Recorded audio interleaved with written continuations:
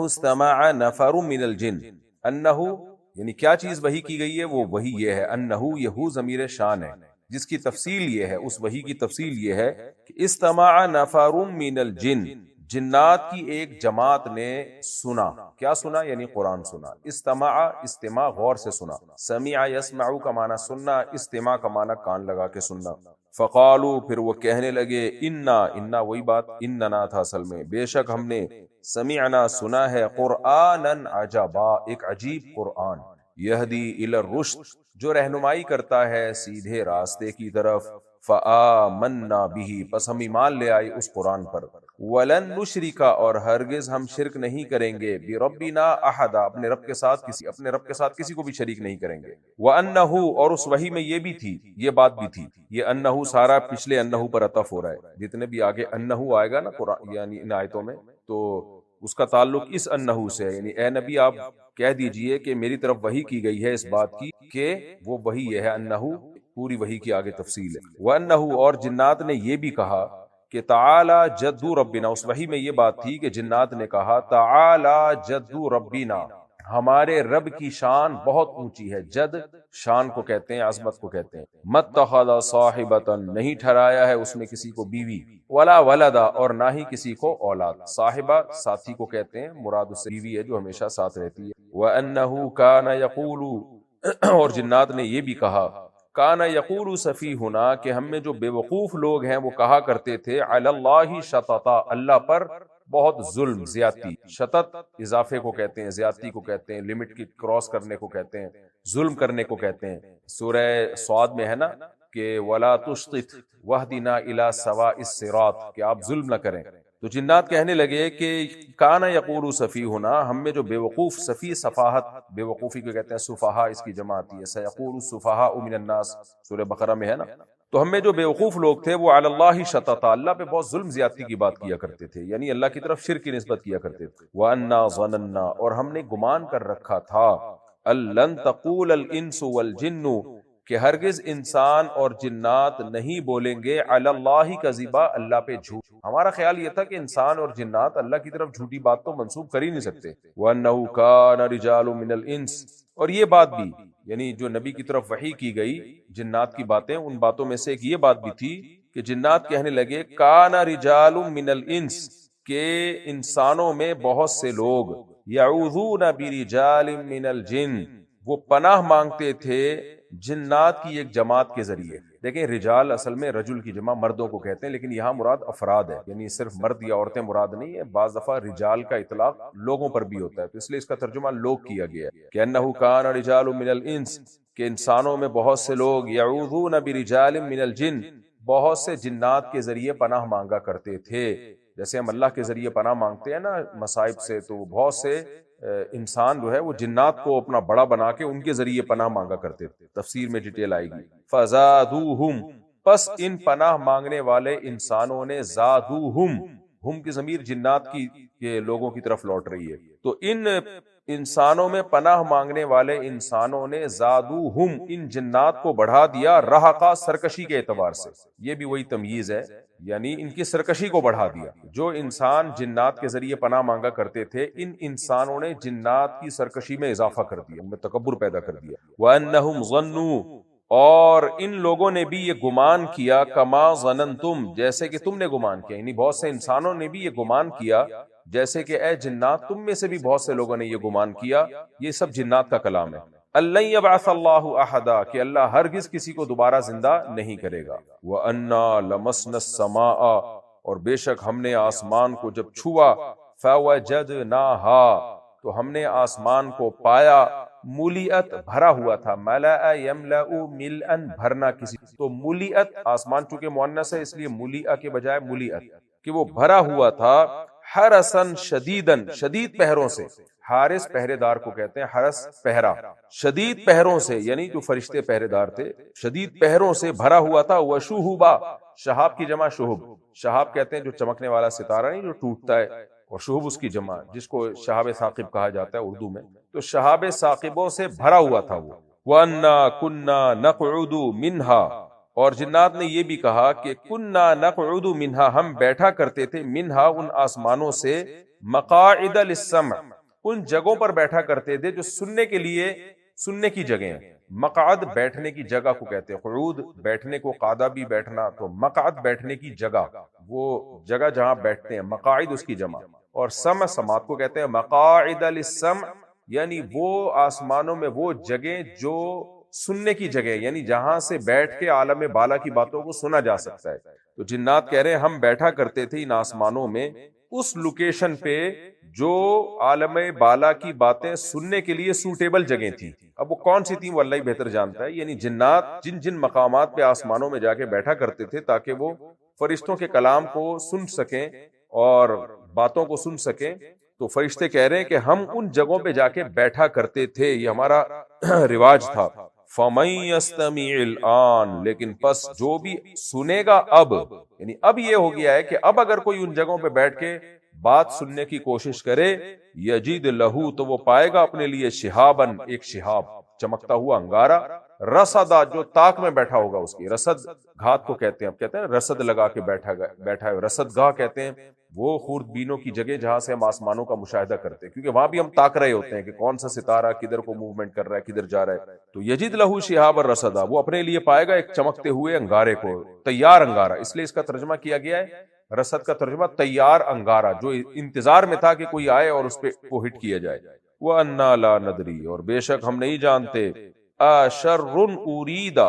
کہ آ کا مطلب کیا، شرٌ، شر ہے، اریدا جس کا ارادہ کر لیا گیا ہے، ارادہ یریدو ارادتن، ارودا تھا اصل میں باب افعال، تو فعل مجہول ہے۔ ہم نہیں جانتے کہ کوئی شر ہے، میں نے بتایا تھا نا جب تنوین آتی ہے تو ایک یا کوئی سے ترجمہ ہوتا ہے، کیا کوئی شر ہے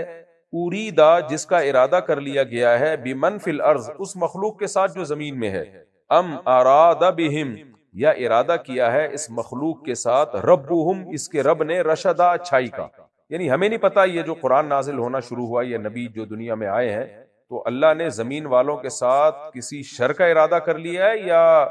رب چاہتا ہے کہ ان کے ساتھ کوئی خیر کا معاملہ کیا جائے۔ وَأَنَّا مِنَّا الصَّالِحُونَ، اور بے شک ہم میں الصالحون کچھ نیک لوگ تھے، وَمِنَّا دُونَ ذَلِكَ، اور کچھ ہم میں اچھے لوگ ہیں اس کے علاوہ ہیں جو نیک نہیں ہیں۔ کُنَّا طَرَائِقَ، ہمارے راستے ہیں، قِدَدَا، متفرق، طرائق طریقہ کی جمع ہے، طریقہ راستے کو کہتے ہیں، ٹریک کو کہتے ہیں، اور قددا اصل میں قد کہتے ہیں، قدہ یقدو کا معنی پھاڑ دینا کسی چیز کو، سورہ یوسف میں ہے نا، ان کان قمیصہ قد من دبر، اگر ان کی قمیص پھٹی ہوئی ہے، قدیدہ تھا اصل میں پیچھے سے، تو اس کا مطلب یہ سچے ہیں اور جس نے تہمت لگائی وہ جھوٹی ہے، تو وہاں بھی قدہ کا لفظ آیا ہے۔ تو قددا جب ہم کسی چیز کو پھاڑ دیتے ہیں تو وہ ٹکڑوں میں بڑھ جاتی ہے، تو یہاں ترجمہ ہوگا ٹکڑے، تو طرائق قددا مختلف ٹکڑے، بٹے ہوئے ٹکڑے۔ تو جنات کہنے لگے ہم میں کچھ لوگ نیک اور کچھ برے تھے، ان جو نیک کے علاوہ تھے، کننا طرائق قددا، ہم تھے مختلف طریقوں میں بکھرے ہوئے لوگ، کوئی توحید پرست، کچھ مشرک، پھر مشرکوں کی 20 قسمیں، یعنی جنات میں جتنے انسانوں میں جتنے مذاہب ہوتے ہیں نا بٹے ہوئے، تو اس طرح جنات میں بھی ہوتے ہیں۔ وَأَنَّا ظَنَنَّا، اور ہم نے گمان کر لیا ہے، أَلَّن نُعْجِزَ اللَّهَ، کہ ہم اللہ کو عاجز نہیں کر سکتے، فی الارض، زمین میں، وَلَن نُعْجِزَهُ، اور نہ ہم اس کو ہرا سکتے ہیں، ہرگز ہرا نہیں سکتے ہم اس کو، ہربا، بھاگ کر، ہرب بھاگنے کو کہتے ہیں، تو ہم زمین سے بھاگ کے بھی اللہ کو ہرا نہیں سکتے، زمین میں بھی اللہ کو ہرا نہیں سکتے۔ وَأَنَّا لَمَّا، اور بے شک جب، سمعنا الہدا، ہم نے ہدایت سن لی، یہ جنات کی تقریر جنات میں ہی ہو رہی ہے، جب ہم نے ہدایت سن لی، یعنی قرآن سن لیا ہم نے، آمنا بھی، ہم اس پر ایمان لے آئے، فَمَن يُؤْمِن بِرَبِّهِ، پس جو بھی اپنے رب پر ایمان لائے گا، فَلَا يَخَافُ بَخْسًا، بخس کہتے ہیں کمی کو، آپ نے سورہ یوسف میں سنا نا، وَشَرَوْهُ بِثَمَنٍ بَخْسٍ، انہوں نے یوسف علیہ السلام کو بیچ ڈالا کم قیمت پہ، تو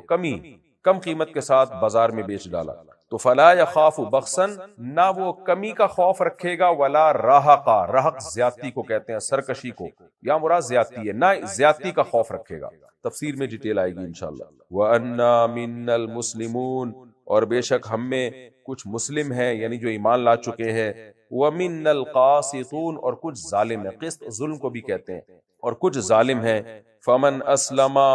پس جو بھی اسلام لے آئے، فَأُولَئِكَ، پس یہ ایسے لوگ ہیں، تَحَرَّوْا، تحری کہتے ہیں تلاش کرنا، خوب محنت کر کے کسی چیز کی جستجو کرنا. یہ ہوتا ہے نا جب جنگل میں ہم ہوں، قبلہ پتہ نہیں کہاں ہے، تو کہتے ہیں تحری کرو، تحری، دماغ پہ دباؤ ڈالو، اندازہ لگاؤ. تحرو اصل میں تھا تحررو، تو ادغام کی وجہ سے پڑھا جاتا ہے تحررو نہیں تھا، یہ تھا تحریو، تحریو، تفعلوا، تکلفو کی طرح، تو پڑھا جاتا ہے تحرو. التقاء ساکنین پہلے قالا والا قانون سے یا کو الف سے بدلا، پھر التقاء ساکنین والے قانون سے الف کو گرا دیا. تو تحریو تھا، تحرو بنا، پھر تحرو بنا، پھر تحرو بنا. اتنا یاد رکھ لینا کافی ہے، تکلفو کی طرح، تحررو، تحرو یا تحریو، کیونکہ یہاں واو کو یا سے تبدیل کرنا واجب ہے. جب واو ناقص میں واو حرکت کر کے آگے جاتی ہے تو یا سے تبدیل ہو جاتی ہے. اتنی پیچیدگی میں جانے کی آپ کو ضرورت نہیں، بس تحرو باب تفاعل سے، تحریو، تکلفو کی طرح پڑھا جاتا ہے تحرو، اور اس کا مطلب کیا ہے؟ جستجو کرنا. فمن اسلم، پس جو اسلام لے آئے گا، فاولئک تحروا رشدا، یہ وہ لوگ ہیں جنہوں نے رشد و ہدایت کی تحری کر لی ہے، اس کی جستجو کر لی ہے، یعنی اس کو تلاش کر لیا انہوں نے. واما القاسطون، اور جو ظالم لوگ ہیں، فکانوا لجہنم حطبا، وہ ہیں جہنم کے لیے ایندھن. حطب کہتے ہیں وہ لکڑیاں جو جلانے کے کام آتی ہیں، ایندھن کو بھی کہا جاتا ہے. وَأَلَّبِسْ، یہاں تک جنات کا کلام اب ختم ہو گیا. اب وحی کا باقی مضمون شروع ہو رہا ہے کہ قل اوحی الی، اے نبی آپ وحی کر دیں کہ جنات نے کلام سنا، اور یہ بھی اے نبی آپ لوگوں کو بتا دیں، اوحی الی، مجھ پر وحی کی گئی. ایک تو یہ جو جنات کی باتیں وحی کی گئی، اور اب مزید کیا وحی کی گئی ہے یہ آ رہی ہے، یہ بیان آگے آ رہا ہے. وَأَلَّوِ اسْتَقَامُوا، یہ بھی اے نبی آپ بتا دیں کہ مجھے اس بات کی بھی وحی کی گئی ہے، ان، جس کی تفصیل یہ ہے، لَوِ اسْتَقَامُوا، اصل میں تھا لَوْ اسْتَقَامُوا. استقاموا آسان لفظ ہے، سیدھا رہنا، استقامت اسی سے نکلا ہے. لو استقاموا پڑھا جائے گا لو استقاموا، اگر یہ لوگ سیدھے رہیں، علی الطریقتی، راستے پر، جو مخصوص راستہ ہے، الف لام مخصوص راستہ ہے، اسلام کے راستے پر اگر یہ سیدھے چلے، لاسقیناہم، ہم ان کو پلائیں گے. سقا یسقی، پلانا. ساقی کا لفظ شعر و شاعری پہ بہت سنا ہوگا نا، پلانے والا، جو شراب پلانے والا ہے اس کو بھی کہا جاتا ہے ساقی. اسقا یسقی، اسقان کا معنی پلانا، ساقی بھی پلانے کو کہتے ہیں، اسقا کا معنی بھی پلانا. تو لاسقیناہم، ہم پلائیں گے ان کو، ماءن، پانی، غدقا، بے تحاشا، یعنی آسمان سے بارشیں برسائیں گے بے تحاشا. لنفتنہم فیہ، تاکہ ہم آزمائیں ان لوگوں کو، فیہ، اس پانی میں، یعنی بارشیں برسا کے ہم ان کو آزمائیں. وَمَن يُعْرِضْ عَن ذِكْرِ رَبِّ، جو بھی اعراض کرتا ہے، جو بھی اعراض کرے گا اپنے رب کی یاد سے، يَسْلُكْهُ، اللہ اس کو داخل کر دے گا، عذاباً، ایک عذاب میں، صعدا، سخت. سعیدہ یصعد، صعداً کا معنی ہوتا ہے بلندی پہ چڑھنا. تو جب ہم بلندی پہ چڑھتے ہیں تو بہت سختی محسوس ہوتی ہے، سینہ بھاری ہوتا ہے، تو ہر سخت چیز کو بھی صعد کہا جا سکتا ہے، یعنی کہا جاتا ہے. تو بہت سخت عذاب میں ہم ان کو داخل کر دیں گے. وَأَنَّ الْمَسَاجِدَ لِلَّهِ، اور میرے پر، مجھ پر یہ بھی وحی کی گئی ہے کہ مساجد یعنی سجدے وہ اللہ ہی کے لیے. دیکھیں ایک ہے مسجد کی جمع، مسجد کہتے ہیں سجدہ گاہ کو، یعنی جہاں سجدہ کیا جائے، یہ جیسے مسجدیں ہماری، اور مساجد اس کی جمع آتی ہے کہ مسجدیں اللہ کے لیے. لیکن یہاں جو راجح تفسیر کے مطابق یہ اصل میں مصدر تھا مسجد، مفعل کے وزن پہ مصدر آتا ہے، تو مطلب سجدہ کرنا یا سجدہ، اور اس کی جمع مساجد. تو کیا مطلب؟ سجدے. تو وَأَنَّ الْمَسَاجِدَ لِلَّهِ، جتنے بھی سجدے ہیں وہ سب کے سب للہ، اللہ کے لیے، یعنی سجدہ صرف اللہ کو کیا جائے گا. فَلَا تَدْعُوا مَعَ اللَّهِ أَحَدًا، پس تم مت پکارو اللہ کے ساتھ کسی، یعنی سجدے میں جا کے دعائیں صرف اللہ سے مانگو، یا سجدے کے قابل جو ذات ہے، دعاؤں کے قابل بھی صرف وہی ذات ہے، تو اللہ سے مانگو. وَأَنَّهُ، اور مجھے یہ بھی وحی کی گئی جس کی تفصیل یہ ہے، لما قام عبد اللہ، جب کھڑا ہوتا ہے ایک اللہ کا بندہ، یعنی محمد صلی اللہ علیہ وسلم، یدعوہ، اور وہ پکار رہا ہوتا ہے اللہ کو، یعنی جب وہ کھڑے ہو کر اللہ کو پکارتا ہے، یعنی نماز پڑھتے ہیں. کادو، کادا یا کادو، اس بات کے قریب ہونا، یہ کئی بار یہ لفظ آ چکا ہے نا، سورہ ملک میں بھی ہے، تکادو تمیز من الغیظ، قریب ہے کہ جہنم پھٹ پڑے غضب سے. تو کادو، یہ قریب ہوتے ہیں اس بات کے، یکونون علیہ، کہ ہو جائیں یہ محمد صلی اللہ علیہ وسلم پر، اس اللہ کے بندے پر، لبدا، ٹوٹ کے. لبدا کہتے ہیں متراکم، یعنی ایک دوسرے کے اوپر، تہ بتہ، تو لبدا اس کی جمع ہے، کیونکہ بہت سارے لوگ ہیں نا. تو کادو یکونون علیہ، ہو جائیں، یہ قریب ہے کہ ہو جائیں یہ عبداللہ پر، یعنی اللہ کے بندے پر، یعنی محمد صلی اللہ علیہ وسلم پر، لبدا، ایسے ٹوٹ پڑے کہ ایک دوسرے کے اوپر، پیدر پہ، پہلے ایک، پھر دوسرا، پھر تیسرا. تو اس طرح متراکبین ایک دوسرے کے اوپر چڑھ چڑھ کے محمد صلی اللہ علیہ وسلم پہ حملہ کر دیں. تو جب محمد صلی اللہ علیہ وسلم اللہ کے جو بندے ہیں جب وہ نماز کے لیے کھڑے ہوتے ہیں اللہ کو پکارنے کے لیے تو کادو قریب ہوتی ہے یہ بات کہ یہ مشرکین مکہ جتھا لگا کر آپ پر ٹوٹ پڑیں. یہ اس کا آسان ترجمہ ہوگا. قل اے نبی ان کو آپ کہہ دیجئے. یہ دوسرا رکوع شروع ہو رہا ہے, اس کا بھی ترجمہ میں کر دیتا ہوں, پھر ایک ہی دفعہ میں سورہ جن کی تفسیر ہو جائے گی. قل اے نبی ان کو آپ کہہ دیجئے انما ادعو ربی, میں تو صرف پکاروں گا اپنے رب کو. انما کا مطلب صرف اور صرف میں اپنے رب ہی کو پکاروں گا, صرف کا ترجمہ انما سے. ولا اشرک بہ, اور میں نہیں شریک کروں گا اس اللہ کے ساتھ احدن کسی ایک کو بھی. قل اے نبی ان سے کہہ دیجئے انی لا املک لکم, میں مالک نہیں ہوں تمہارے لیے ضررن نقصان کا, ولا رشدا, اور نہ ہی میں مالک ہوں تمہارے فائدے کا. رشد کا مطلب یہاں ہر جگہ رشد کا معنی سیاق و سباق کے لحاظ سے الگ ہوتا ہے. زر کے مقابلے میں تو اس کا مطلب ہے نفع کا مالک, اور رشد کا معنی ہدایت بھی ہو سکتی ہے, یعنی میں تمہیں زبردستی ہدایت نہیں دے سکتا. اور نقصان سے مراد گمراہی, کیونکہ نقصان گمراہی میں نقصان ہوتا ہے. تو میں تمہارے ضرر کا بھی مالک نہیں ہوں اور نہ میں تمہیں ہدایت کا مالک ہوں, میں کام صرف پہنچانا ہے. قل انی, اے نبی کہہ دیجئے بے شک میں, لن یجیرنی, ہرگز مجھے پناہ نہیں دے سکتا, من اللہ احد, اللہ سے کوئی بھی. یعنی میری پوزیشن بھی یہ ہے, اجار یجیر اجارتن, پناہ میں لانا. جیسے ہم دعا کرتے ہیں نا اللہم اجرنی من النار, اے اللہ مجھے آگ سے پناہ ملے, آگ سے بچا لے. تو آسان ترجمہ ہوگا مجھے ہرگز کوئی نہیں بچا سکتا اللہ سے, احد کوئی بھی. مجھے بھی اللہ اگر مجھے نقصان پہنچانا چاہے گا تو مجھے اللہ سے کوئی بھی نہیں بچا سکتا. وَلَنْ أَجِدَ مِن دُونِهِ, اور میں ہرگز نہیں پا سکتا اللہ کے سوا ملتحدا, یہ بھی اس میں ظرف ہے ملتحد, کہ کوئی پناہ گاہ جہاں میں جا کے پناہ لے سکوں. تو میں خود بھی ایسی کوئی جگہ نہیں پاتا, اور اگر اللہ مجھے کوئی نقصان پہنچانا چاہے تو دنیا کی کوئی طاقت اس نقصان سے مجھے بچا نہیں سکتی. الا بلاغا من اللہ, اللہ کا مطلب کیا ہوتا ہے, پیچھے کلام میں کوئی وہم پیدا ہو رہا ہوتا ہے, اس وہم کو دور کرنا. تو پچھلے کلام میں وہم پیدا ہو رہا ہے کہ بھئی جب آپ نفع اور نقصان کے مالک بھی نہیں ہیں, یعنی آپ انسانوں کے نفع و نقصان کے بھی مالک نہیں, حتیٰ کہ اپنے نفع و نقصان کے مالک بھی نہیں ہیں, بلکہ اللہ اگر آپ کو کوئی نقصان پہنچانا چاہے تو آپ کوئی پناہ گاہ بھی نہیں پائیں گے جس میں آپ اپنے آپ کو بچا لیں, تو پھر آپ کی پوزیشن ہے کیا؟ معاذ اللہ, اس سے تو یہ ظاہر ہو رہا ہے کہ آپ کی کوئی ویلیو ہے ہی نہیں, کوئی پوزیشن ہے ہی نہیں. تو پھر جھگڑا کس بات کا ہے؟ تو آگے بتایا جا رہا ہے الا بلاغ من اللہ, میرا کام ہے اللہ کی طرف سے بلاغ, ہر ایک تک پیغام پہنچا دینا. ورسالاتہ, اور اس کا پیغام منتقل کر دینا. رسالت اور بلاغ میں فرق یہ کہ رسالت مطلق پیغام پہنچانے کو کہتے ہیں, یعنی اللہ نے کوئی پیغام آپ کو دیا اور آپ نے ڈیلیور کر دیا, اور بلاغت کا مطلب بھرپور انداز سے پہنچا دینا سب تک. یعنی بلاغت میں عموم زیادہ ہے, انڈیویجولی بھی اور عمومی طور پر بھی اچھے طریقے سے پیغام کو ڈیلیور کر دینا, ان کو سمجھا دینا. ایک تو ہوتا ہے نا ڈاکی آتا ہے خط پکڑا کے چلا جاتا ہے, ایک ہے بھئی خط پکڑایا پھر اس کو ایکسپلین بھی کیا اس نے بہت اچھے انداز میں, ایک ایک لفظ کو اس نے اس کی ڈیٹیل بیان کی. تو یہ ہے بلاغت, یعنی میرا کام اللہ کا پیغام پہنچانا ہے. وَمَن يَعْصِ اللَّهَ وَرَسُولَهُ, اور جو بھی اللہ اس کے رسول کی نافرمانی کرے گا,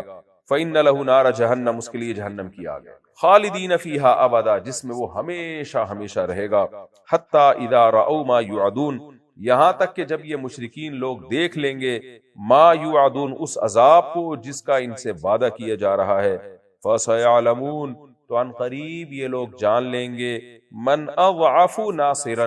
اضعف اس میں تفضیل ہے, کون ہے زیادہ کمزور, ضعیف سے نکلا ہے نا, ناصرن مددگار, مدد کرنے کے لحاظ سے. مشرکین کہا کرتے تھے ہمارے اتنے سارے مددگار ہیں ہمارے بت, تو اللہ کہتے ہیں کہ پتہ چل جائے گا کون کمزور ہے مدد کرنے کے اعتبار سے, یعنی کس کے مددگار زیادہ کمزور ہیں. وَأَقَلُّ عَدَدًا, اور کون زیادہ قلیل ہے عدد کے اعتبار سے. اقل, قلیل کا اس میں تفضیل ہے, اقل اصل میں تھا اقللو, اور عددن اس کی تمیز ہے, یعنی کون زیادہ کم ہے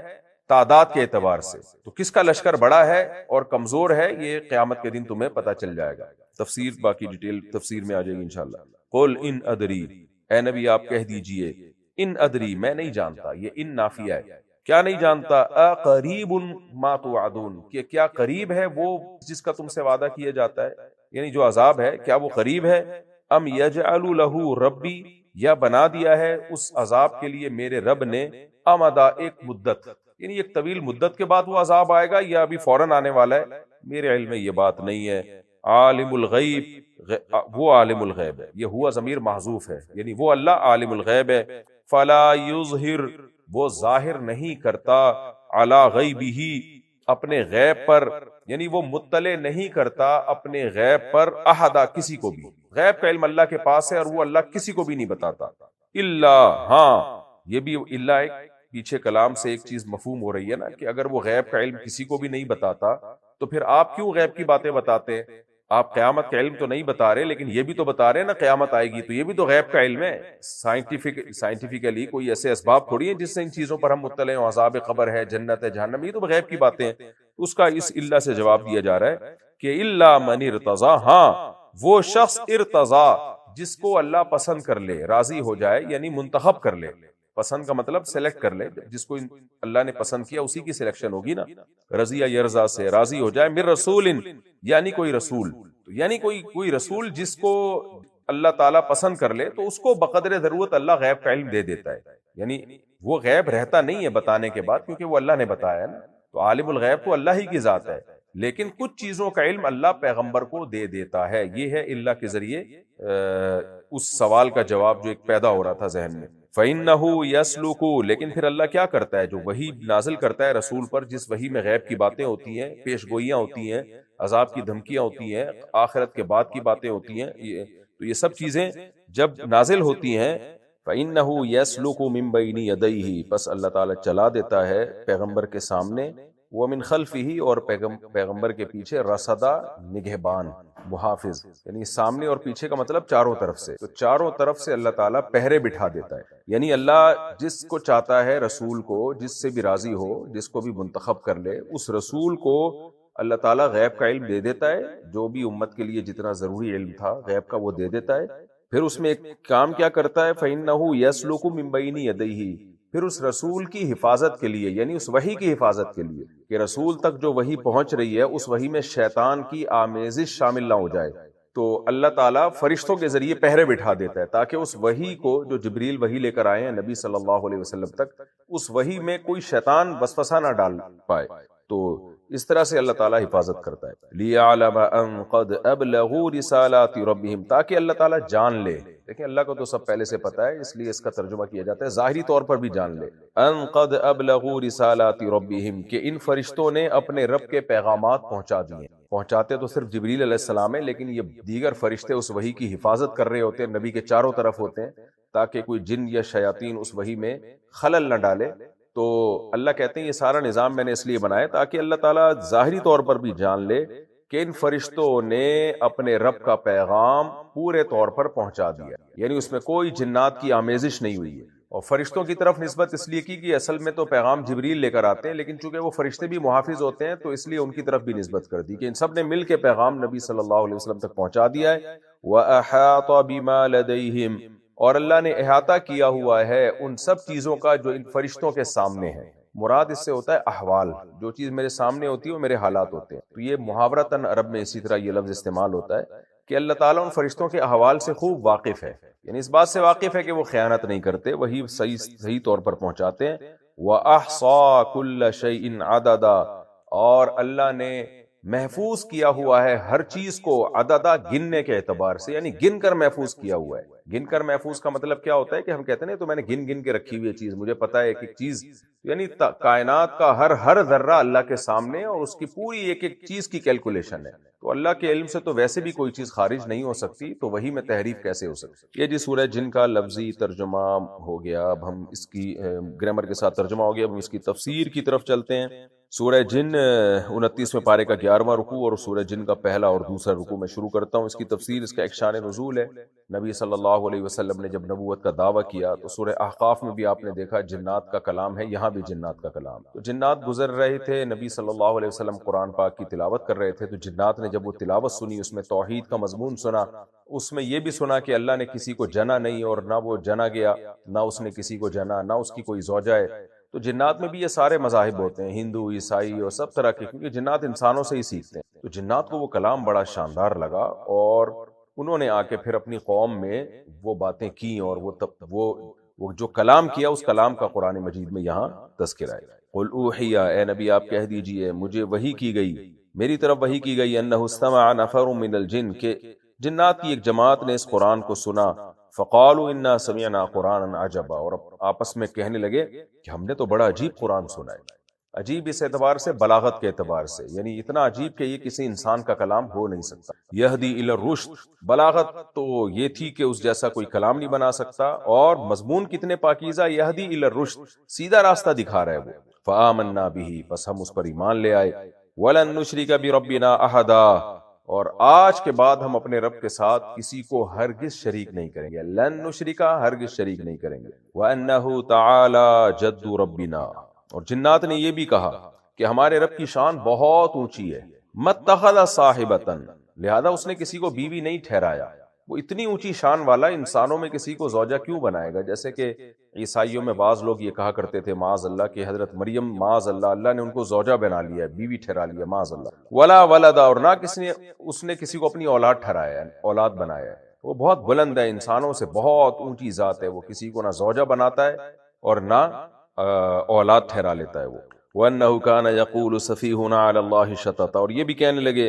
کہ ہم میں سے بعض بے وقوف تھے جو اللہ پر بہت بڑی باتیں کیا کرتے تھے، جھوٹ باندھا کرتے تھے، یعنی شرک۔ ہم میں یعنی جنات کہہ رہے تھے کہ ہم پہلے جب تک ہم نے اسلام قبول نہیں کیا تو ہم میں سے بعض بے وقوف لوگ ایسی باتیں کیا کرتے تھے کہ اللہ پہ جھوٹ، کہ اللہ نے ان کو بھی اپنے ساتھ عبادت میں شریک کیا ہے۔ وَأَنَّا ظَنَنَّا لَن تَقُولَ الْإِنسُ وَالْجِنُّ، اور یہ شرک ہم نے کیا کیوں؟ اس لیے کہ ہمارا خیال یہ تھا کہ انسان اور جنات کبھی بھی اللہ پہ جھوٹ نہیں باندھ سکتے۔ اتنے سارے انسان اور اتنے سارے جنات شرک میں مبتلا ہیں، تو اتنے سارے لوگ اللہ پہ جھوٹ کیسے باندھ سکتے ہیں؟ یقیناً اللہ نے ان کو کچھ اختیارات دیے ہوں گے۔ تو یہ یعنی جنات بتا رہے ہیں کہ ہماری گمراہی کی وجہ کیا تھی، کہ ہم لوگوں کو دیکھ رہے تھے۔ یہ انسان کی یہ نیچر ہے، جو کام بہت سارے لوگ کر رہے ہوتے ہیں تو انسان کہتے ہیں یار اتنے سارے لوگ غلط تھوڑی ہو سکتے، میں ہی اکیلا عقل مند ہوں، یہ سارے بے وقوف ہیں۔ بھائی ہو سکتے ہیں، بعض دفعہ وہ غلطی بہت واضح ہوتی ہے، 2 اور 2 4 کی طرح ہوتی ہے۔ ہاں یہ ضرور ہے کہ اس امت میں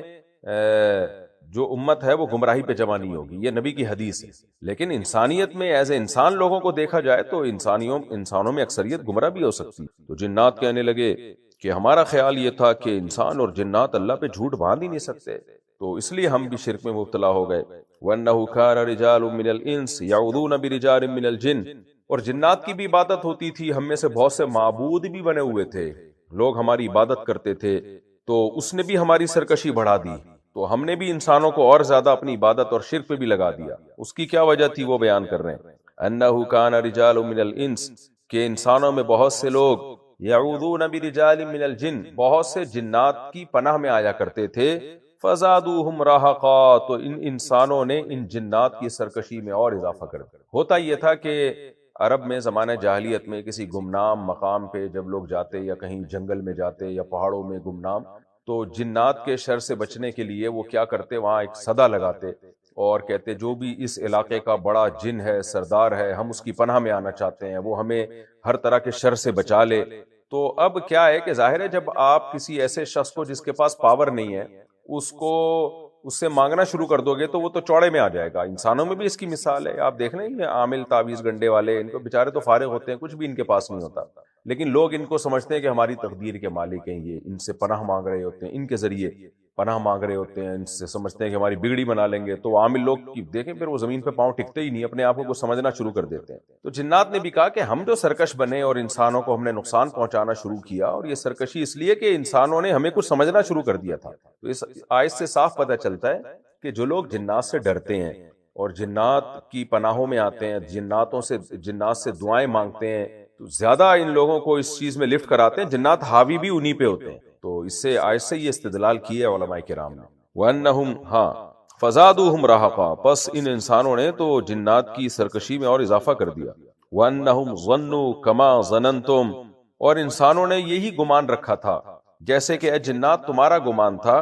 أَلَّن يَبْعَثَ اللَّهُ أَحَدًا، کہ اللہ ہرگز کسی کو زندہ نہیں کرے گا۔ تو انسانوں نے 2 جرائم کیے، ایک یہ کہ ہمیں معبود بنا لیا جس کی وجہ سے ہم بھی جو ہے وہ اپنے آپ کو کچھ سمجھنے لگے، اور دوسرا جرم یہ کیا کہ شرک میں مبتلا ہوئے اور نہیں آخرت کا انکار کیا، تو ہم نے بھی ان کا دیکھا دیکھی آخرت کا انکار کر دیا۔ یا یہ کہ کما ظننتم، تم نے آخرت کا انکار کیا تو تمہاری دیکھا دیکھی یعنی تمہارے وسوسوں سے جنات نے بھی انسانوں نے بھی آخرت کا انکار کر دیا۔ وَأَنَّا لَمَسْنَا السَّمَاءَ فَوَجَدْنَاهَا مُلِئَتْ حَرَسًا شَدِيدًا، یہ مضمون کئی بار قرآن مجید میں آ چکا ہے کہ جنات آسمانوں پہ جایا کرتے تھے نبی کی نبوت سے پہلے، اور عالم بالا سے کچھ خبریں لے کے لایا کرتے تھے مستقبل کی، تو ان میں 100 جھوٹ ملا کے، کیونکہ وہ اتنی کم تعداد میں خبریں ہوتی تھی کہ ان کو اس سے کسی کو کوئی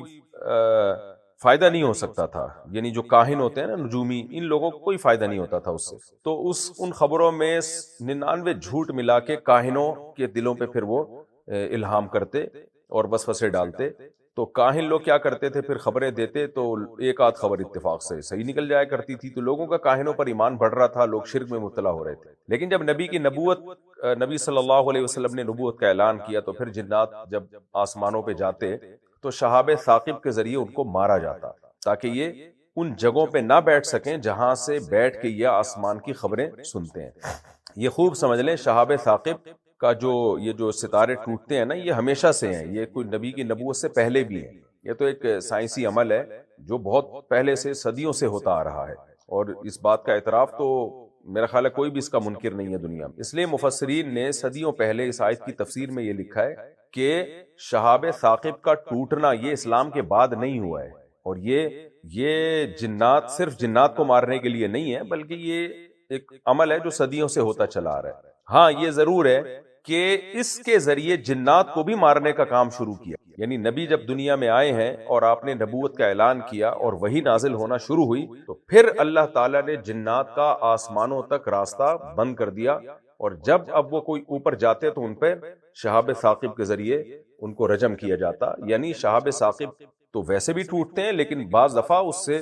جنات کو بھی مارا جاتا ہے۔ اس کی مثال ایسے جیسے پہاڑوں سے پتھر تو گرتے ہیں ہمیشہ سے، لیکن بعض دفعہ وہ اسی پتھر سے اللہ کسی مجرم کو نشانہ بھی بنا سکتے ہیں، اور کسی کے حق میں وہ آزمائش بھی ہو سکتا ہے۔ وہ پتھر، بارشیں تو صدیوں سے برسی رہی ہیں، لیکن وہ بارشیں بعض دفعہ عذاب کا ذریعہ بھی بن جاتی ہیں، اللہ کسی قوم کو تباہ کرنا چاہتے ہیں تو اس سے بھی بارشیں اللہ برسا دیتے ہیں خاص اس قوم پر، اور بعض دفعہ اللہ کسی قوم کو آزمائش میں ڈالنا چاہیں تو بارشیں برسا دیتے ہیں۔ تو یہ تو قدرتی حوادث ہمیشہ سے ہو ہی رہے ہیں، لیکن بعض دفعہ کسی ایک حادثے کو اللہ کسی قوم پہ عذاب کا یا کسی قوم پہ کے لیے آزمائش کا ذریعہ بنا دیتا ہے۔ تو ایسے ہی شہاب ثاقب تو صدیوں سے ہیں، لیکن نبی کی نبوت کے بعد اسی شہاب ثاقب کے ذریعے جنات کو مارنے کا اور آسمانوں تک پہنچنے سے روکنے کا بھی ذریعہ بنایا گیا۔ تو اب وہ کہہ رہے ہیں وَأَنَّا لَمَسْنَا السَّمَاءَ، ہم نے جا کے آسمان کو چھوا، فَوَجَدْنَاهَا مُلِئَتْ، تو ہم نے دیکھا کہ وہ تو بھر دیا گیا ہے حَرَسًا شَدِيدًا، شدید پہروں سے۔ فرشتوں کو بھی اللہ نے آسمانوں پہ بٹھا دیا کہ جنات کو اوپر نہ آنے دو، وَشُهُبًا، اور شہاب ثاقبوں کی بھی بڑی تعداد جن کے ذریعے اس سے بھی آسمان بھرا ہوا ہے، یعنی وہ ہمیں نہیں جانے دے رہے آگے۔ لیکن جو جنات ہے نا، یہ کسی اور جہان کی مخلوق، لہذا اس کو لیب میں ٹریس کرنا یہ ممکن نہیں ہے۔ ہم انسان کو جو اللہ نے صلاحیتیں دی ہیں، انتہائی محدود صلاحیتیں دی ہیں، ہم تو جو ہمارے ریسیپٹر ہیں ان سے اندازہ لگا سکتے ہیں کہ کیا کیا ہے۔ بہت ساری چیزیں تو ہمارے پاس وہ ہمیں حواس دیے ہی نہیں گئے ہیں۔ مثال کے طور پر اگر ہماری آنکھیں نہ ہوتی تو انسان قیامت تک یہ اندازہ لگا ہی نہیں سکتا تھا کہ روشنی بھی کوئی چیز ہوتی ہے، لائٹ بھی کوئی چیز ہوتی ہے۔ تو ایسے ہی بہت کچھ اس کائنات میں ہے، لیکن ہمارے پاس ریسیپٹر نہیں ہے جو ہم اس کو محسوس کر سکیں۔ تو انہی میں ایک مخلوق فرشتے ہیں، انہی میں ایک مخلوق جنات ہیں۔ ظاہر ہے جنات کی فزکس ہی انسانی فزکس سے الگ ہے، تو اس پہ وہ فزکس کے وہ لا اپلائی نہیں ہوتے، لہذا وہ سیکنڈوں میں آسمانوں تک جانا آنا یہ عین ممکن ہے کہ ان کے لیے یہ سب عمل بہت زیادہ آسان ہو۔ وَأَنَّا كُنَّا نَقْعُدُ مِنْهَا مَقَاعِدَ لِلسَّمْعِ، اور ہم بیٹھا کرتے تھے آسمانوں میں مقاعد للسمع، بیٹھنے کی جگہوں پہ، یعنی وہ جگہیں جہاں سے سننے کے لیے بیٹھنے کی جگہوں پہ، یعنی وہ جگہیں جہاں سے بیٹھ کے عالم بالا کی باتوں کو سنا جا سکتا ہے۔ آسمان میں ایسے مقامات ہوں گے بلندی پہ، وہ ہمیں معلوم نہیں ہے، جنات کو معلوم ہوں گے یا فرشتوں کو معلوم ہوں گے، تو وہ کہہ رہے ہیں وہاں بیٹھا کرتے تھے۔ فَمَن يَسْتَمِعِ الْآنَ، لیکن اب یہ ہوا ہے کہ اب اگر کوئی ایسا کلام سننے کی کوشش کرے گا، یجد لہو، تو وہ پائے گا اپنے لیے شہابن، ایک چمکتا ہوا انگارہ، رصدا، تیار، جو گھات میں بیٹھا ہوگا۔ تو جنات اسی پہ حیران ہوئے تھے نا کہ یہ ایک دم سے کیا ہو گیا ہے۔ وَأَنَّا لَا نَدْرِي، اور ہمیں معلوم نہیں ہے، أَشَرٌ أُرِيدَ بِمَنْ فِي الْأَرْضِ، کہ شر ہے جس کا زمین والوں کے ساتھ ارادہ کر لیا گیا ہے، أَمْ أَرَادَ بِهِمْ رَبُّهُمْ رَشَدًا، یا ان کے رب نے ان کے ساتھ کسی بھلائی کا ارادہ کیا۔ یعنی ہمیں نہیں پتا کہ ہمارا جو آسمانوں پہ جانے کا راستہ بند ہو گیا، اور پھر ہم نے جب تحقیق کی راستہ بند کیوں ہوا، دنیا میں کون سا نیا کام ہوا ہے، تو پھر نیا کام یہ ہوا کہ محمد صلی اللہ علیہ وسلم نے نبوت کا دعویٰ کیا، اور توحید کی باتیں شروع کی، تو یہی ایک دنیا میں نیا کام ہوا ہے۔ تو یہ سب کام جو ہو رہا ہے ہمیں نہیں پتا کہ اس کا مقصد کیا ہے۔ اللہ نے زمین والوں کے ساتھ شر کا ارادہ کر لیا ہے یا خیر کا ارادہ کیا ہے؟ یعنی بعض دفعہ یہ بھی ہوتا ہے نا، شر کا ارادہ کر لیا ہوتا ہے کہ پیغمبر کے ذریعے حجت تمام کی جائے، اور اللہ کو پتا ہوتا ہے یہ لوگ ایمان نہیں لائیں گے، پھر سب کو ملیا میٹ کر دیا جائے۔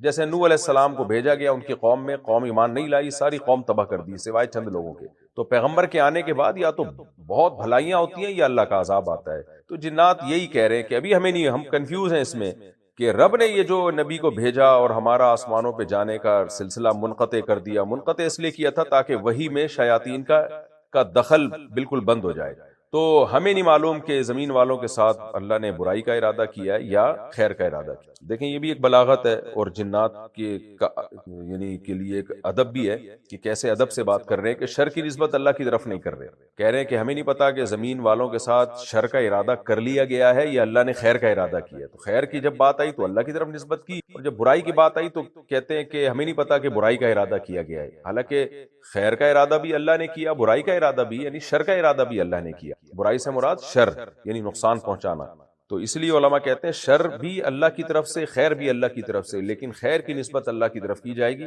شر کی نسبت اللہ کی طرف نہیں کی جائے گی۔ وَأَنَّا مِنَّا الصَّالِحُونَ وَمِنَّا دُونَ ذَلِكَ، اور بے شک ہم میں نیک لوگ بھی اور برے لوگ بھی، كُنَّا طَرَائِقَ قِدَدًا، ہم بہت ساری قسموں پر تھے۔ وَأَنَّا ظَنَنَّا أَن لَّن نُعْجِزَ اللَّهَ فِي الْأَرْضِ، اور ہم یہ سمجھ بیٹھے تھے کہ ہم اللہ کو زمین میں، ہم یہ سمجھ بیٹھے ہیں یعنی ہمیں یقین ہو گیا کہ ہم اللہ کو زمین میں ہرا نہیں سکتے، وَلَن نُعْجِزَهُ هَرَبًا، اور نہ زمین سے بھاگ کے ہم اللہ کو ہرا سکتے۔ یعنی جب اللہ اگر عذاب دینا چاہے تو ہمیں یقین ہو گیا ہے کہ ہم اللہ کے عذاب سے بچ نہیں سکتے، اور نہ آسمانوں تک جا کے ہم خبریں لا سکتے ہیں۔ اللہ نے جو کرنا ہوتا ہے وہ کر گزرتا ہے، لہذا عقل مندی کا تقاضا یہی ہے کہ رسول پر ایمان لا کے توحید کو فالو کیا جائے۔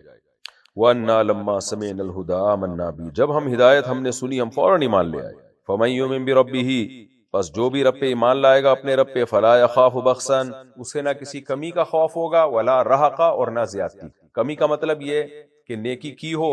اور اللہ اس کا پورا اجر نہ دیں، اس میں کمی کر دیں، اور رَهَقًا کا مطلب کوئی برائی ہم نے کی نہ ہو اور زیادتی ہو ہمارے ساتھ اور وہ برائی ہمارے کھاتے میں ڈال دی جائے، ایسا بھی نہیں ہوگا۔ وَأَنَّا مِنَّا الْمُسْلِمُونَ وَمِنَّا الْقَاسِطُونَ، ہم میں اسلام لانے والے بھی ہیں اور ہم میں ظالم بھی ہیں، یعنی بہت سے جنات ہیں جو ایمان نہیں لائے۔ فَمَنْ أَسْلَمَ فَأُولَٰئِكَ تَحَرَّوْا رَشَدًا، بس جو بھی اسلام لے آئے گا تو یہ وہ لوگ ہیں جنہوں نے ہدایت کو تلاش کر لیا، جستجو کر لی ہدایت کی، مل گئی ان کو ہدایت جستجو کے بعد۔ وَأَمَّا الْقَاسِطُونَ فَكَانُوا لِجَهَنَّمَ حَطَبًا، اور جو ظالم لوگ ہیں وہ جہنم کا ایندھن بننے والے ہیں۔ وَأَن لَّوِ اسْتَقَامُوا عَلَى الطَّرِيقَةِ، آگے وحی کی بات شروع ہو رہی ہے، جنات کا کلام ختم ہوا تو اللہ تعالیٰ فرماتے ہیں نبی اوحی الیہ، آپ ان سے کہہ دیں کہ میری طرف یہ بات بھی وحی کی گئی ہے جو جنات کا کلام تھا وہ بھی اللہ کے نبی نے بیان کر دیا۔ اب دوسری بات کیا، لَوِ اسْتَقَامُوا عَلَى الطَّرِيقَةِ، یہ مکہ والے اگر راستے پر، سیدھے راستے پر قائم رہے، لَأَسْقَيْنَاهُمْ مَاءً غَدَقًا، ہم ان کو خوب پانی پلائیں گے، خوب بارشیں برسیں گی ان کے اوپر۔ یہ سورہ جن جب نازل ہوئی تو نبی صلی اللہ علیہ وسلم کی بد دعا سے نا مکہ میں قحط پڑ گیا، اس لیے ان کو بتایا جا رہا ہے کہ تم ایمان لے آؤ، اللہ خوب بارشیں تمہارے اوپر برسائے گا۔ لیکن یہ مخصوص ہے، خوب سمجھ لیں، بار بار یہ مضمون میں مختلف الفاظ میں بیان کر چکا ہوں کہ بارشیں ہونا یا رک جانا یہ ایک قدرتی پروسیس ہے، یہ ضروری نہیں کہ کسی کے اعمال سے اس کا تعلق ہو، لیکن بعض دفعہ یہ بدعمالیوں کی بیس پہ بھی بارشیں رک جاتی ہیں۔ تو اس لیے جب تک کوئی قرآن و سنت کی نص ہمارے سامنے واضح موجود نہ ہو، ہم اسپیسیفک کسی قوم کو دیکھ کے یا کسی واقعے کو دیکھ کے یقینی نہیں کہہ سکتے کہ یہاں جو بارش بند ہوئی ہے یہ بطور عذاب بند ہوئی ہے، یا اس قوم پہ جو زیادہ بارشیں برس رہی ہیں یہ اس لیے کہ ان کے اعمال اچھے ہیں۔ یقینی طور پہ کچھ نہیں کہا جا سکتا۔ جیسے قوم عاد اور قوم سمود کے بارے میں اللہ نے بتا دیا کہ ان پر عذاب تھا، جو عذاب آیا وہ عذاب بن کے آیا، وہاں تو ہم یقینی طور پہ کہہ سکتے۔ نوح علیہ السلام کی قوم پہ جو بارش ہوئی وہ عذاب بن کے آئی، لیکن ہر جگہ ایسا ہم نہیں کہہ سکتے کیونکہ ہمارے پاس کوئی دلیل نہیں ہے۔ فرمایا لِنَفْتِنَهُمْ فِيهِ، ہم ان پہ خوب بارشیں برسائیں گے لیکن تاکہ ہم ان کو آزمائیں۔ یہ لام عاقبت کا کہلاتا ہے کہ جب بھی اللہ کی کوئی نعمت ملتی ہے تو وہ نعمت میں آزمائش بہرحال ہوتی ہے، کیونکہ اس نعمت میں اگر آپ ناشکری کریں نا تو وہی نعمت پھر عذاب بن جاتی ہے، تاکہ ہم ان کو اس بارش میں پھر آزمائیں کہ یہ ہمارا شکر ادا کرتے ہیں کہ نہیں کرتے۔ اور جو شکر ادا نہیں کرے گا یعنی اپنے رب کی یاد سے اعراض کرے گا، وَمَن يُعْرِضْ عَن ذِكْرِ رَبِّهِ، جو اپنے رب کے ذکر سے اعراض کرے گا، منہ موڑے گا، یسلکہ عذابا صعدا، اللہ اسے سخت عذاب میں داخل کرے گا۔ وَأَنَّ الْمَسَاجِدَ لِلَّهِ، اور اے نبی ان کو بتا دیں، میری طرف وحی کی گئی ہے کہ سجدے صرف اللہ کے لیے، اسلام میں اللہ کے سوا کسی کو سجدہ جائز نہیں ہے۔ فَلَا تَدْعُوا مَعَ اللَّهِ أَحَدًا، پس اللہ کے ساتھ کسی کو شریک مت کرو، صرف اسی کو پکارا کرو۔ اور مجھے یہ بھی وحی کی گئی میری طرف، انَّهُ لَمَّا قَامَ عَبْدُ اللَّهِ، کہ اللہ کا بندہ جب نماز میں کھڑا ہوتا ہے، یدعوہ، اس اللہ کو پکارتا ہے، کادوا یکونون علیہ لبدا، قریب ہوتا ہے کہ یہ لوگ اس اللہ کے بندے پر یعنی محمد صلی اللہ علیہ وسلم پر